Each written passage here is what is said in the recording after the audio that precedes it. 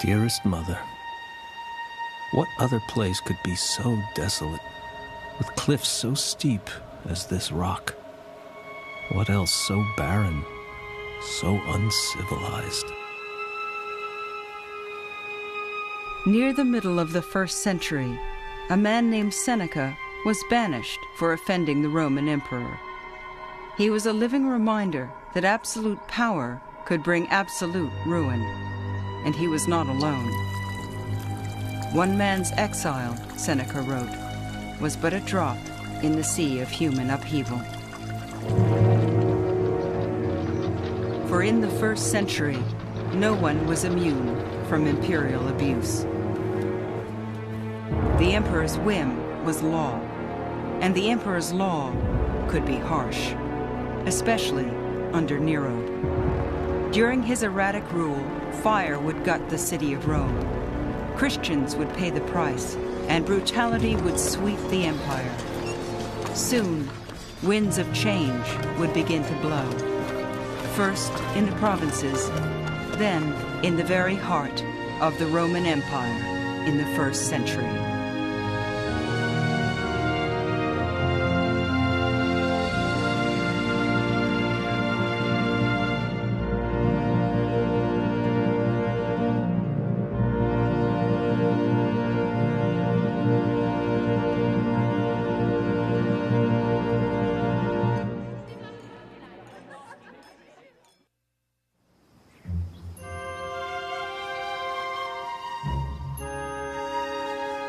In his youth, Claudius set out to write a history. His first public reading was nerve-wracking. At the beginning, a fat man sat down and broke some benches. The audience burst into roars of laughter. Even when the crowd settled, Claudius could not control himself, but kept remembering the incident and dissolving into laughter.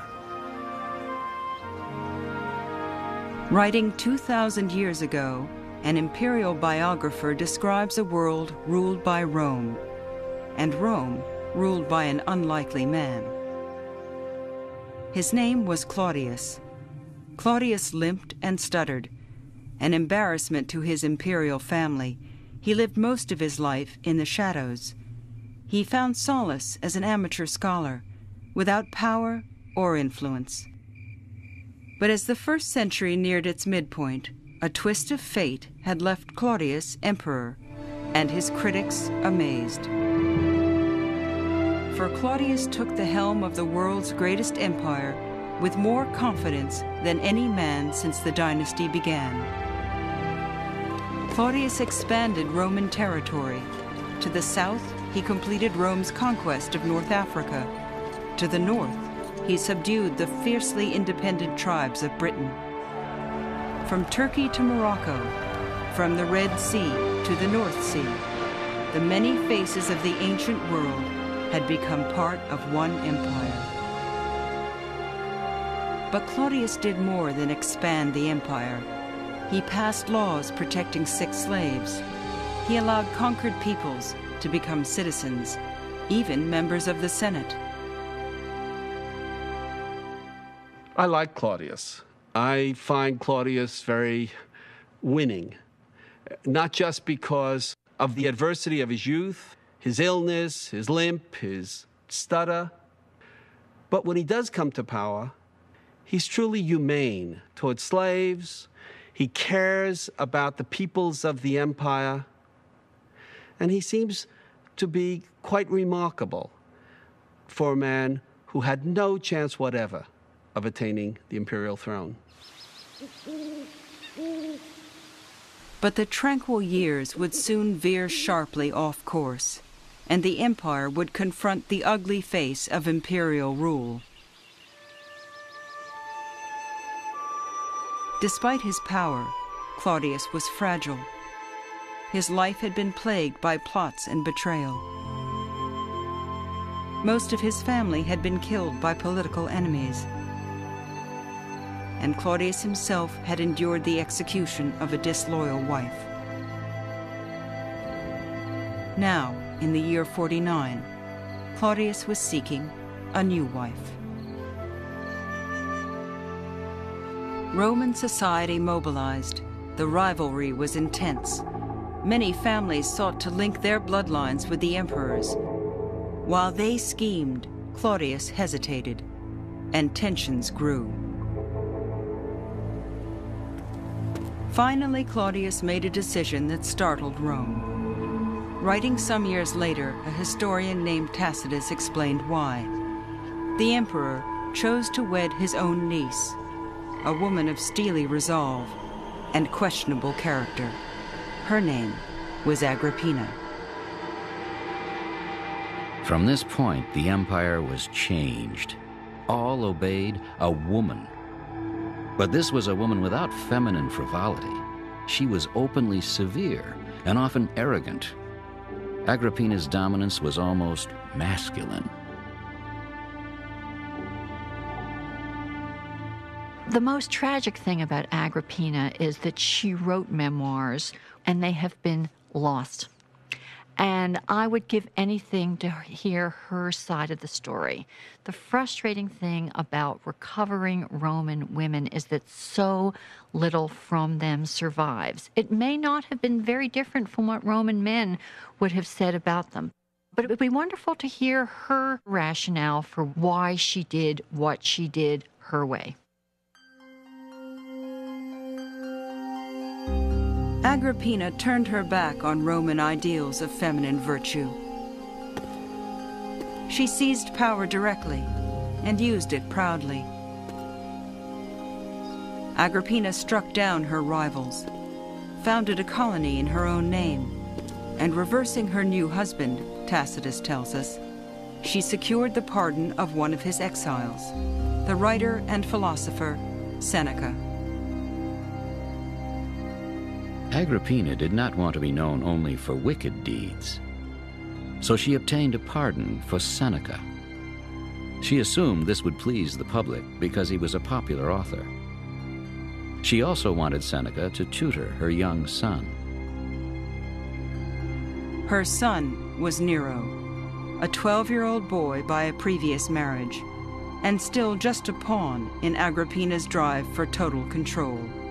Another pawn was Seneca, all too eager to leave exile behind him. Seneca, she believed, would join her plans for supremacy out of gratitude for her favors. As Seneca returned to the capital's ruthless politics, he faced a stark dilemma. He had always scorned luxury and power, and condemned moral slackness. But Seneca was obliged to Agrippina, and driven by ambition. After languishing for a decade in obscurity, he was drawn to the promise of influence and to the thrill of Rome. Look around at the huge influx of people, which even a city as large and diverse as Rome can scarcely house.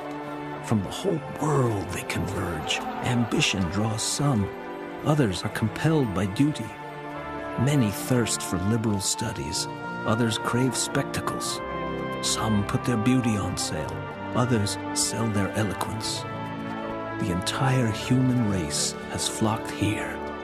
A city offering rich returns for both virtues and vices.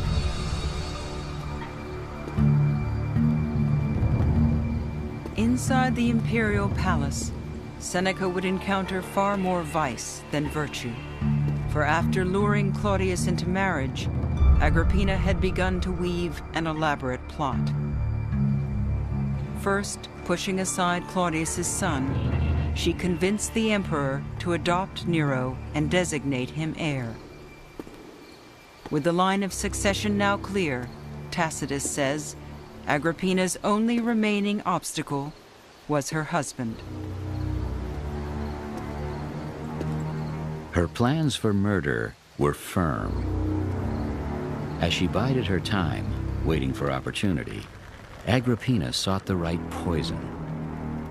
A specialist in the field was chosen, and by her skill, a potion prepared. It was delivered to Claudius by the eunuch who served and tasted his food.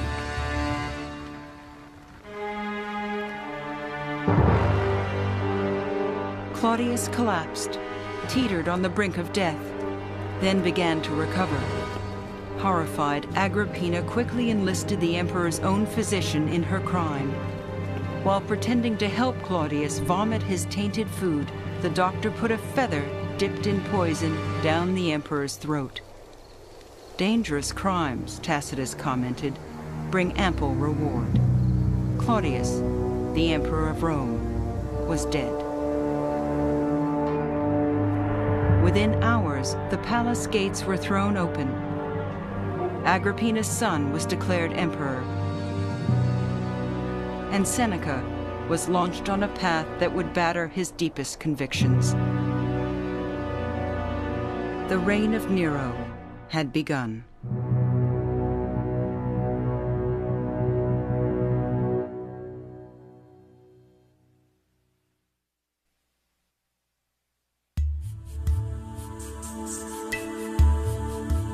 I am a Jewish man, educated strictly according to the law of our fathers. In the Roman province of Judea, during the lifetime of the Emperor Claudius, an ardent young Jew named Saul headed for dilemmas all his own. He was seeking the arrest of religious heretics, members of a tiny Jewish sect known as the followers of Jesus. Saul was dedicated to wiping them out. Indeed, that is what I did in Jerusalem. I imprisoned many and cast my vote against them when they were marked for death. In my extreme fury, I pursued others even into foreign cities.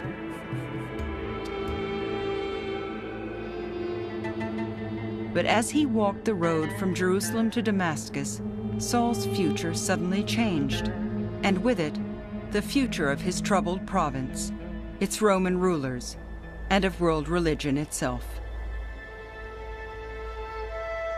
Around midday, a mighty light from the heavens flashed around me. I fell to the ground and heard a voice say, "Saul, Saul, why do you persecute me?" I replied, "Who are you, Lord?" And he said to me, "I am Jesus of Nazareth." I said, "What should I do, Lord?" And the Lord said to me, "Get up and go to Damascus, and there you will be told all that has been ordained for you." Since I could not see, those who were with me took my hand and led me to Damascus. Saul became Paul, and he dedicated the rest of his life to spreading the word of Jesus with the same zeal he had once directed to wiping it out. Paul's fervor drew converts and hatred. One night, his claim that Jesus was Messiah drew a violent mob. Trapped in a top-floor apartment, Paul avoided death by hiding in a basket. Supporters lowered him to safety through a window. It was but one in a lifetime of narrow escapes. For the next 30 years, Paul traveled some 10,000 miles across territory ruled by Rome. He preached in the empire's great cities, Ephesus, Philippi, Corinth, Athens, and others. Cities that enjoyed imperial grandeur, but cities teeming with poor and desperate subjects of Rome. They made eager audiences for Paul's message of eternal life. There's a legend that says that Paul's family was originally enslaved by Romans and then later liberated from slavery by Romans. And this is how Paul's family received Roman citizenship. That is, Paul has internalized the experience of slavery and freedom. Paul speaks a message that finds power in this powerlessness, that finds community where community's been destroyed. Paul is the premier poster child for the real Roman Empire in this way, that he speaks to the underside of the Roman imperial experience. Like Jesus before him, Paul spoke to people in their homes and synagogues. But while Jesus had preached only to Jews, Paul believed his message should be taken to non-Jews, to the Gentiles of the Roman Empire. And that meant relaxing timeless Jewish laws about food and circumcision. It was a radical slap at Jewish tradition and key to the spread of this new faith. The fact that Paul was a staunch advocate of going to the Gentiles and not requiring of them that they circumcise themselves or follow the Jewish dietary laws was certainly, in the long run, of the greatest importance, because it did mean that Christianity could develop into something that was independent of Judaism. In Paul's day, Christianity was still an outgrowth of Judaism. Paul's abandonment of the laws of his ancestors horrified many Jewish followers of Jesus. But Paul was adamant. As he left the region of Galatia, now part of Turkey, Paul learned that his disciples were backsliding and requiring converts to be circumcised. Paul sent an angry letter. You foolish Galatians, who has bewitched you? I wish those who set you adrift would castrate themselves. You are running well. Who kept you from pursuing the truth? Look, I, Paul, say that if you are circumcised, Christ will bring you no reward. For in Jesus Christ neither circumcision nor foreskins prevail, but only faith acting through love. Paul was a man of very deep convictions, passionate convictions. He is very invested in these people to whom he's writing. They are his life, and he takes that very seriously. So that passion and the pathos of those troubled relationships that he's negotiating long distance come through in his letters. Tradition holds that Paul returned to Jerusalem, intent on forcing his views, that he was imprisoned for causing a riot by bringing non-circumcised men into the temple.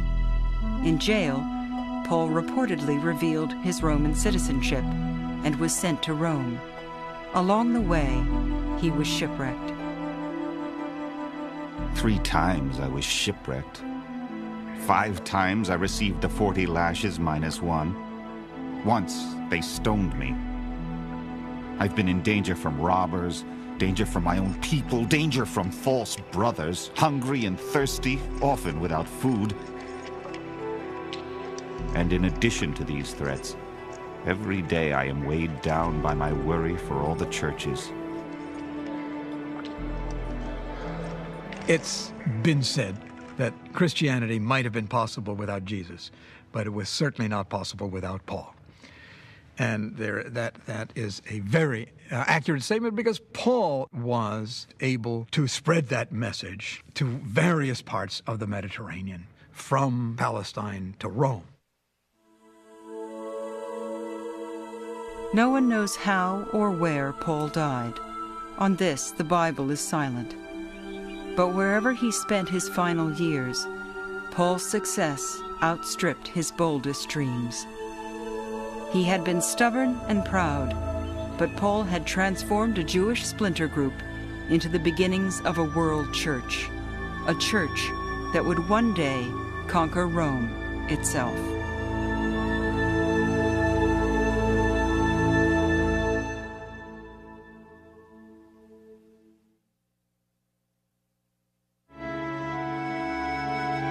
There is a proverb: you have as many enemies as you have slaves, but in truth, we make them our enemies.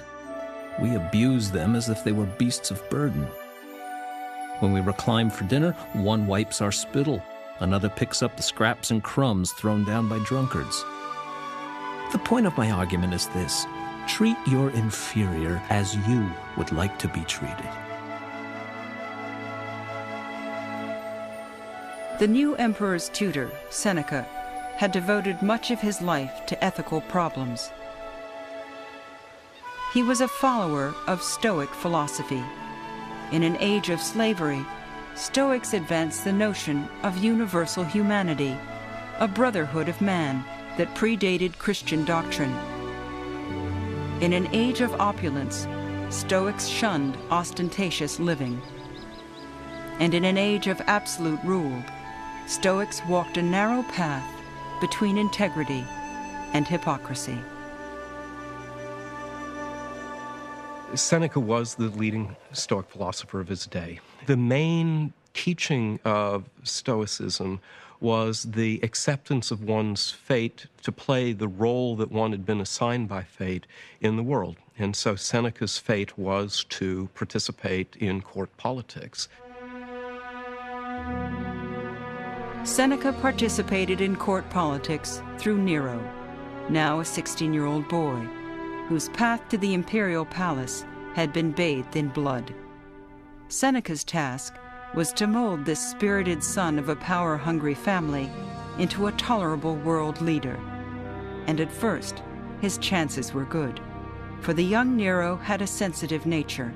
He loved theater, music, and the biographer Suetonius reports the popular pastime of horse racing.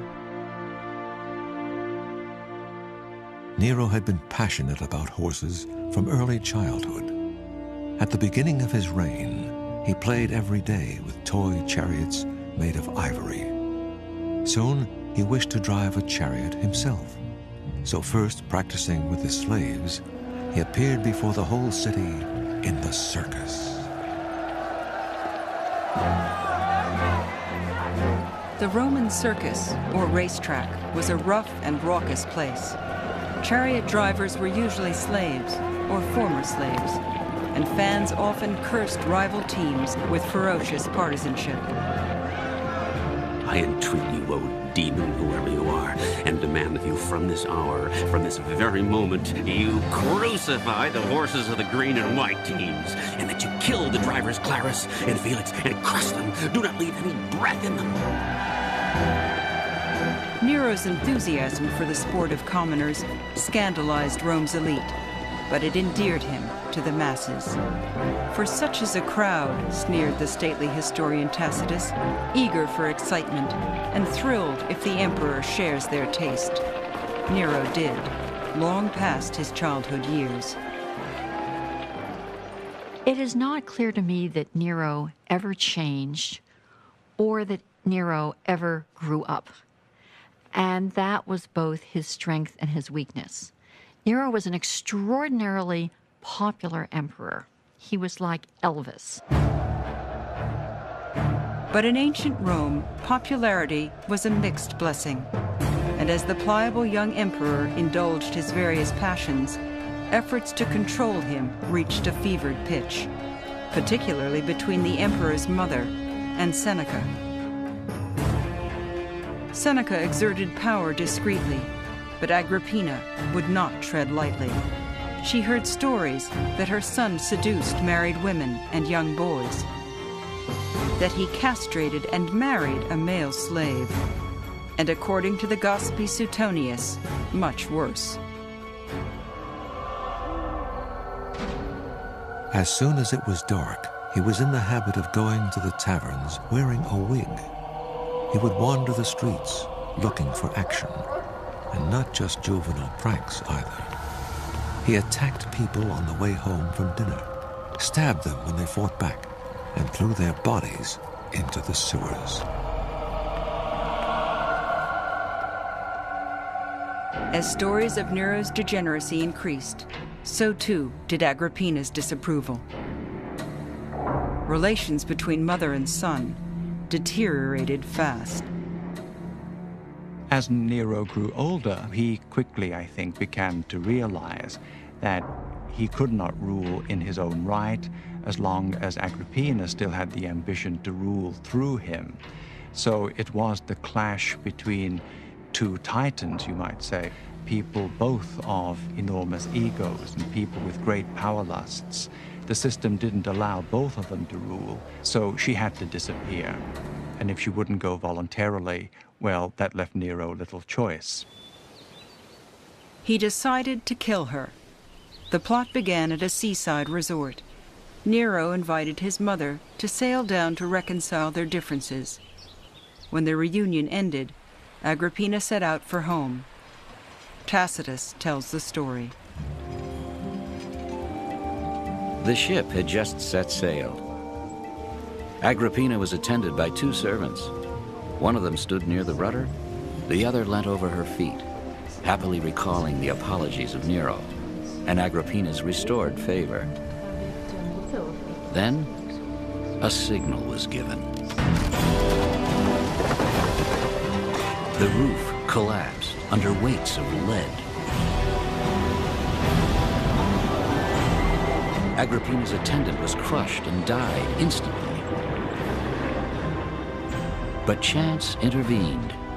Agrippina was saved by her sturdy couch. Amid the confusion, Agrippina swam to safety. Nero was stunned to learn that his mother had survived. Back in the imperial palace, he called for Seneca and the commander of his palace guard, a man named Burrus. It is unclear if they'd been advising Nero from the beginning, but the emperor summoned these men immediately. Shuddering, Nero shouted that Agrippina could appear at any moment. She could incite the soldiers. She could arm her slaves. Seneca and Burrus were silent for a long time. Then Seneca ventured to ask whether Burrus's troops should complete the murder. Burrus refused to involve his elite battalion, so Nero sent some regular soldiers to finish the job. An armed and threatening force circled her villa and broke down the doors. They found her in a dimly lit room with a single maid. The assassins surrounded her bed. First, the captain struck her head with a club. Then another soldier drew his sword for the death blow. Agrippina cried out, "Stab my wound!" Again and again they thrust their swords, and she was stabbed to death.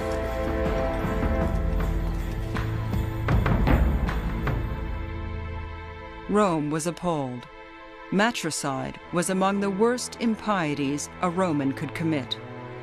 Nero solemnly informed the Senate that the imperial mother had conspired to overthrow him, her own son.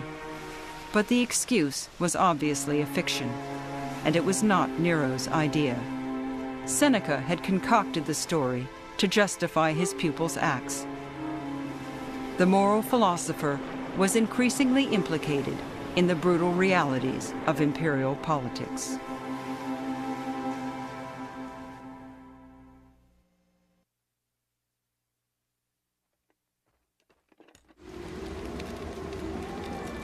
I write this to you from my winter quarters.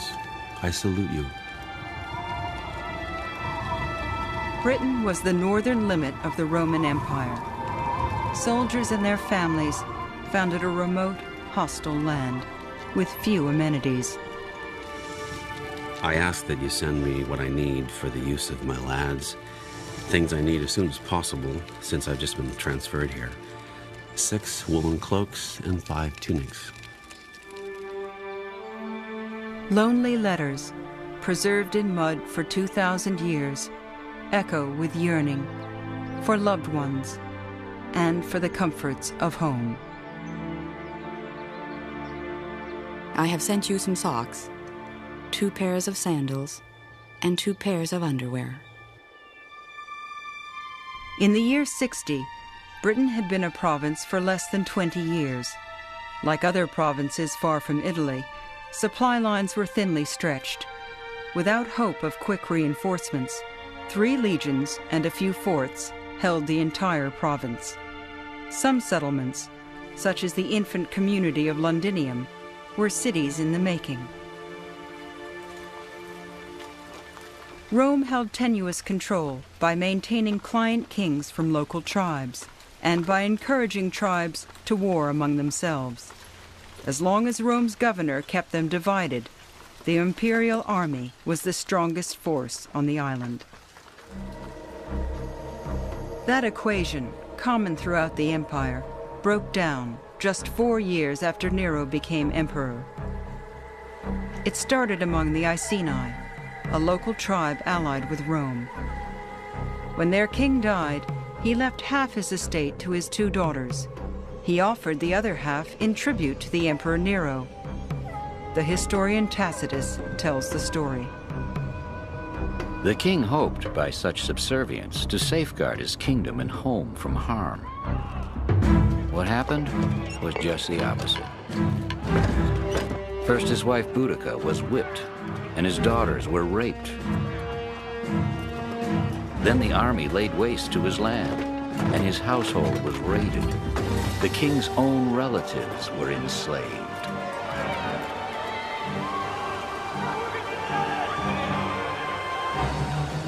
In response to these outrages, Boudica, the widowed queen, rallied neighboring tribes. Together, they attacked Londinium.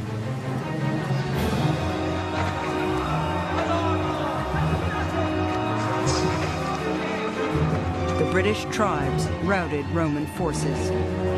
It was an astonishing upset, and it was not the last. As the Romans fell back in retreat, the tribes of Britain seemed poised to reclaim their native land.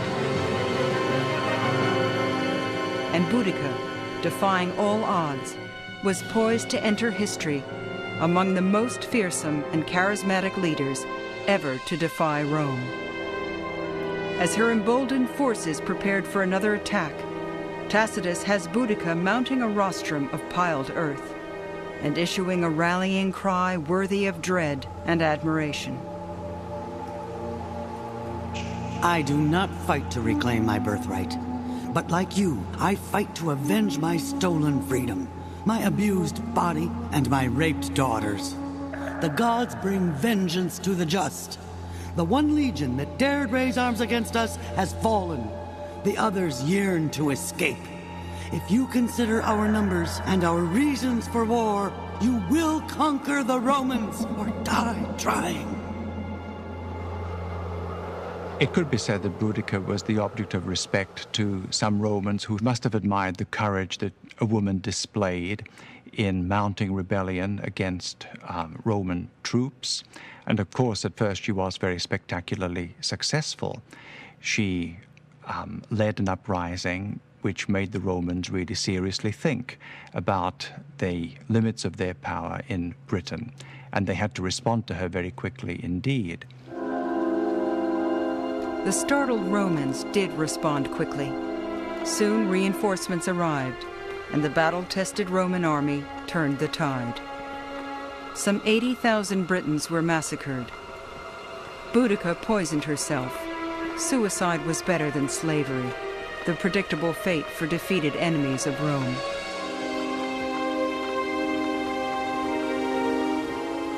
Tacitus called the outcome a glorious victory, comparable with bygone triumphs. But he meant to be ironic. The Roman peace, Tacitus knew, was imposed by brutal war, and prosperity in the capital was often bought with the blood of conquered peoples.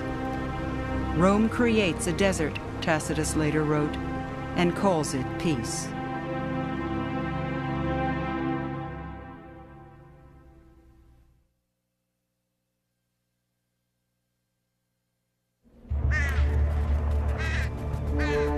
This year saw many omens.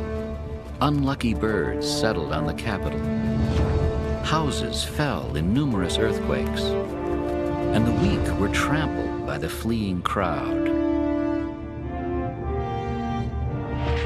Britain had been stabilized, but in Rome, the situation was worsening rapidly, for the empire and for Seneca. New advisors had gained the emperor's ear. They criticized Seneca for his excessive wealth and unseemly popularity. They urged the emperor to discard his childhood teacher. Perhaps recognizing his weakened position, perhaps losing his appetite for affairs of state, Seneca asked Nero for permission to retire. The emperor refused. For the next 2 years, Seneca's life was precarious. Then, in AD 64, a new disaster struck. Fire began in shops near the circus. Fanned by the winds and fed by merchandise, the flames engulfed the entire district. They surged up the hills, consuming all in their path, gaining strength in the city's narrow, twisting roads. The cries of women, children, invalids, frantic people trying to help themselves or others, all added to the panic.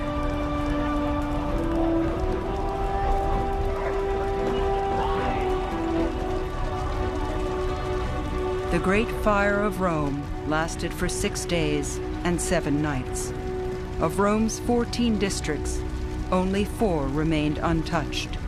Countless temples, homes, and shops were destroyed. When the fire burnt itself out, Nero surveyed the smoldering ruins. He opened public buildings, even his own property, to the homeless. But according to Tacitus, the emperor's aid was cold comfort. However well-intended, his relief measures were in vain, because a rumor had spread that while fire ravaged the city, Nero was on his private stage, singing. Nero hadn't fiddled while Rome burned, but his gaiety was equally damning. And worse, it was even said that Nero started the fire himself to clear land for a new palace. The emperor's popularity plummeted. Hostile lampoons appeared on city walls. Insolent citizens even dared to insult Nero in person. Rumors of his role in the fire were so widely believed that the emperor decided to divert attention away from himself. He found a scapegoat in Rome's strange new religious sect, the Christians. To suppress the rumor, Nero shifted the blame for the fire onto that band called the Christians, hated for their shameful practices. Jesus had been crucified barely 30 years before, and while his followers were spreading his word, the number of Christians in Rome was still very small. But already, as Tacitus reveals, Christian converts were viewed with suspicion. The founder of that sect, Christ, had been executed. His death had briefly suppressed the destructive cult, but again erupted, not only in Judea, the birthplace of the evil, but also in Rome, where shameful atrocities fester and spread. The Christians would have made a good target. After all, their main hero was a criminal who had been put to death by Roman order. In addition to this, they were doing things like exchanging a kiss among brothers and sisters at their meetings, which sounded a little bit like incest. They were also eating the body and drinking the blood of their god, which sounded a bit like cannibalism. Nero rounded up all the Christians in the city. They were hideously tortured and executed.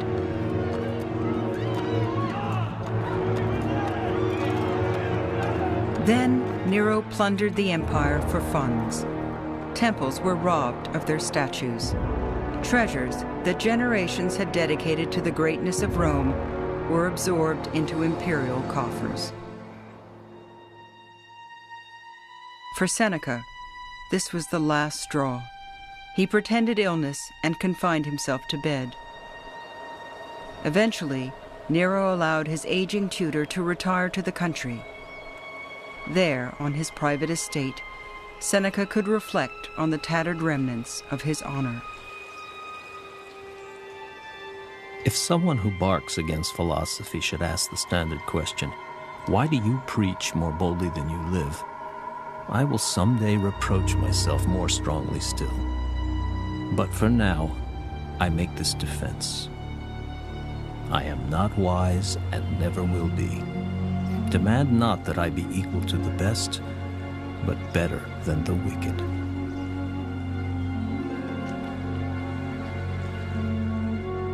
Seneca of course, knows very well that he isn't a perfect man. To play around with the court is to be trapped in a system of hypocrisy. And quite frankly, he pushes Stoicism at the end of his life when he's trying to distance himself from the vast embarrassments he's got involved in, as he's gradually realized that he can't control the young Nero. Nero was beyond anyone's control. With his mother dead, his tutor retired, Rome was subject to the whims of an unstable tyrant. Only one course of action could remove him. A conspiracy was born and grew, a plot which senators, knights, and even women competed to join out of hatred for Nero. In the year 65, a few defiant Romans began talking of murder. But stymied by fear, they hesitated. Finally, a freed slave named Epicharis took charge. She found a disgruntled officer who had access to the emperor. Meeting him in secret, she begged the officer to strike the first blow, to free Rome of the tyrant. Epicharis began by listing the emperor's crimes. There was only one way, she said, to punish Nero, and the officer could expect a worthy reward. It was a fatal mistake. The officer betrayed Epicharis to Nero, and Nero sought revenge. He demanded the names of the plotters. Epicharis refused. He raged. He threatened, and worse. Assuming a woman's body was not equal to the pain of torture, he ordered her torn to pieces. But neither whips nor fire could break her iron will. Even when dragged back a second day on dislocated limbs, she did not betray her co-conspirators. Thus, this freed slave woman outshone freeborn men, knights, and senators.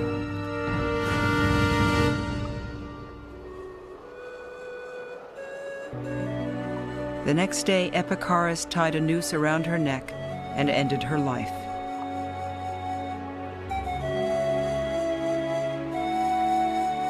With the plotters still at large, Nero redoubled his guard and unleashed a reign of terror.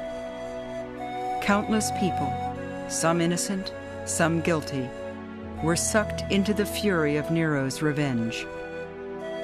Seneca was one of them. On meager evidence, the emperor sent an officer to demand the philosopher's suicide.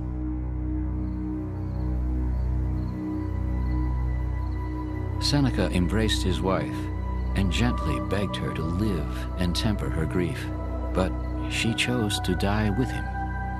With a single stroke of the blade, they sliced their arms. Seneca, hardened by frugal living, did not bleed easily. He cut the veins of his knees and thighs, but still he did not die. He asked his doctor to dispense some poison hemlock. He drank it in vain. Finally, he was carried into the baths, where he suffocated in vapor.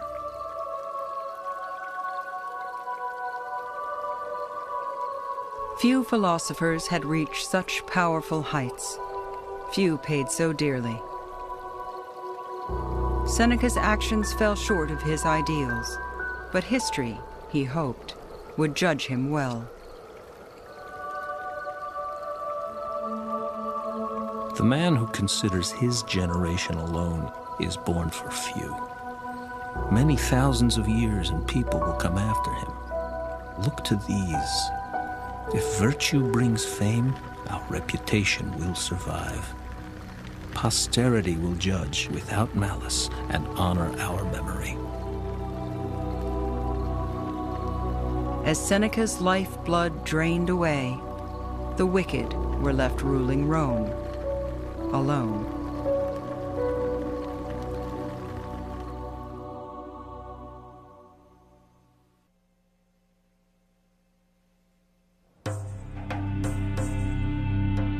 While Rome was besieged by its own ruler, the empire's distant subjects were once again chafing under Roman rule. This time in the province of Judea. After 70 years of subjugation, the region was slipping into chaos. Bandits prowled the countryside, and Jewish terrorists began attacking people who collaborated with Rome. People like Josephus, a wealthy Jewish priest who feared for his life. These criminals would kill men in broad daylight in the middle of the city. Especially during festivals, they would mingle in the crowd, hiding small daggers under their clothes and using them to stab their enemies. Many were killed each day, and terror stalked the city. Judea was one spark away from revolt. That spark came in the year 66. Someone emptied a chamber pot outside a synagogue, defiling the holy site. The Jews were outraged. Rioting erupted.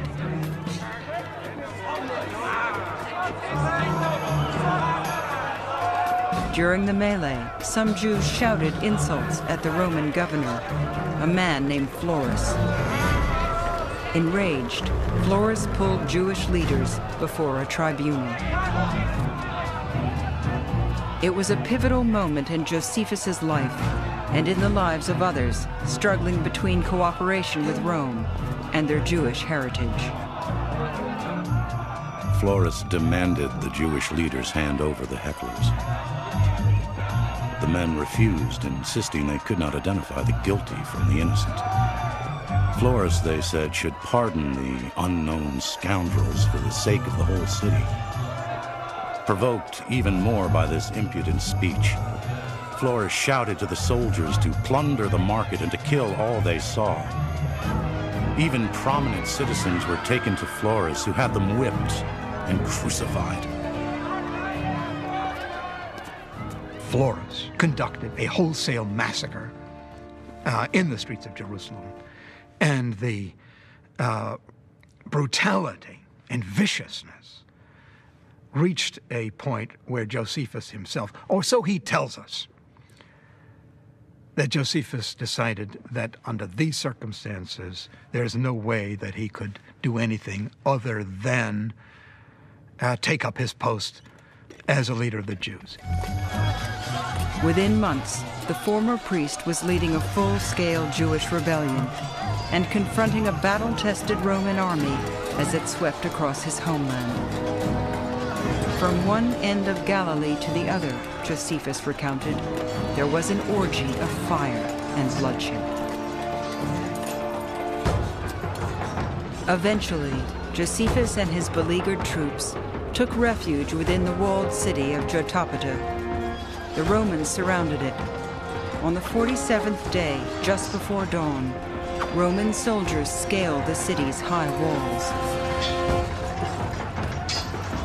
While the Jews slept, Roman troops streamed into the city. 40,000 Jews were killed.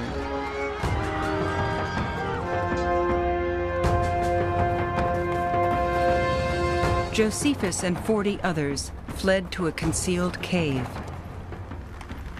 There was no escape, and choosing death over surrender, his followers prepared to kill themselves. But Josephus argued that Jewish law prohibited suicide. Trusting God, I staked my life on a fateful gamble. Since we expect to die, I said, let us draw lots and assign our deaths to each other. He who draws the first shard will fall by the hand of the next, and so on. In this way, no one will kill himself. My listeners were convinced, and I drew with the rest. Each died in turn. Soon, whether by chance or God's will, I was left with only one man. And eager to avoid the fate of the lottery, I persuaded him to stay alive. Josephus tells us this story. You would think that it would be embarrassing, humiliating, and utterly self-destructive, in a way, to tell this story. Why does he tell it? I don't think anybody has come up with an adequate explanation of Josephus' psyche here. One can talk about guilt feelings and so on. There may be a much simpler explanation, namely that he got out of the siege of Jotapata alive when nobody else did. I think it was a source of considerable hostility to the Jews. So he needed to come up with some explanation. The explanation took shape just hours later. When Josephus emerged from the cave, he was brought before Vespasian, the victorious Roman general. Josephus was sure to face death or slavery. But his guile did not desert him. Jewish prophets had predicted that a new world leader would emerge from the east. Josephus declared that Vespasian was that man. Bemused, Vespasian let Josephus live. But as the Roman army prepared for its final attack, events in Rome brought the campaign to an abrupt halt, and the imperial household to a frenzy of panic. Nero's biographer reports that the emperor's reign of terror had finally gone too far, and in the year 68, Josephus's prediction was becoming reality. Nero was losing his grip. Having endured such a tempestuous emperor for almost 14 years, the world at last dismissed him. The uprising began in the northern territories. Nero had tried to purge the ranks of the military. Armies from 2 provinces rebelled and began to march towards the capital. When Nero learned of the revolt, he collapsed and lay on the floor, stunned and deathly silent. When word reached him that other armies had also defected, he tore up the dispatches and tried to enlist his officers to flee with him. Some turned their backs, and others openly refused. Senators also turned on Nero. They declared him a public enemy, permitting him to be killed with impunity. Terrified, the emperor fled to the country with his few remaining slaves.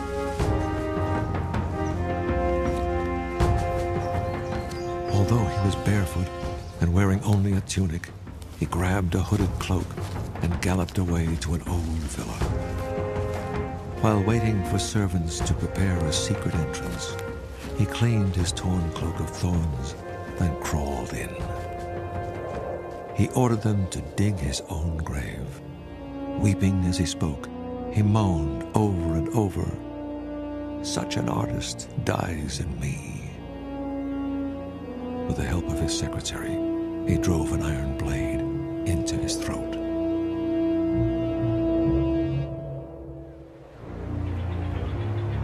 The dynasty of Augustus was extinct. The empire was rudderless. As the year 68 drew to a close, rival generals began marching towards the capital. Civil war closed in on Rome.